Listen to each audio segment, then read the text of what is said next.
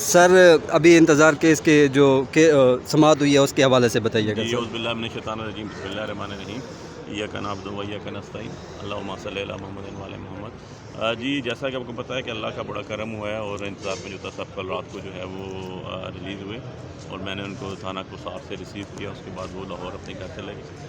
ان کے حالات آپ لوگوں نے بہت ٹی وی پہ بھی دیکھ لیے اور ان کی جو مینٹل اور فزیکل ہیلتھ تھی وہ بھی کسی سے ڈھکی چھپی نہیں ہے. وہ اس پوزیشن میں نہیں تھے کہ ان سے زیادہ بات یا کوشچننگ ہو سکے, اس لیے ان کو ان کے گھر بھیج دیا اور انشاءاللہ وہ صحتیاب ہوں گے تو واپس آئیں گے, پھر وہی ساری ڈیٹیلز آپ لوگوں کو بتائیں گے. آج جو کیس تھا ہمارا انتظار پنجوتا صاحب کے علی بجاج بھٹر کی طرف سے پٹیشن کی تھی جس میں کونسل تھا, جس میں انتظار پنجوتا صاحب کی گمشدگی کے حوالے سے بات تھی. اس میں چیف صاحب کا کمپریہنسو آرڈر آیا کیونکہ جو پٹیشن تھی ہیبیس کارپس وہ فلفل ہو چکی تھی, لیکن ہم نے ان سے ریکویسٹ کی کہ سر اس پہ نا ذرا ڈائریکشن دے دیں اسلام آباد پولیس کو, رسپونڈنٹس کو, کہ کم سے کم اس میں کوئی پریکاشنری میئرس کوئی چیز تو کر دیں تاکہ اور بھی جتنے شہری ہیں وہ عوام الناس ہے جو پبلک ایٹ لارج ہے ان کو سیکورٹیز, ان کی سیفٹیز جو کانسٹیٹیوشن گارنٹی کرتا ہے وہ سارا جو ہے ایگزیکیوٹ ہو سکے پراپر طریقے سے, لافل اس کے مطابق, قانون کے مطابق. سر ہم نے ان کی ویڈیو دیکھی ہے جس طرح ان کو بازیاب کرایا گیا ہے, تو کیا لگتا ہے یہ سارا اسکرپٹڈ تھا؟ تو وہ اسکرپٹ اس کے اوپر تو سب سے پہلے تو انتظار پنجوتا صاحب خود بتائیں گے کیونکہ وہی سب سے بہتر اس پوزیشن میں ہے کہ بات کر سکیں.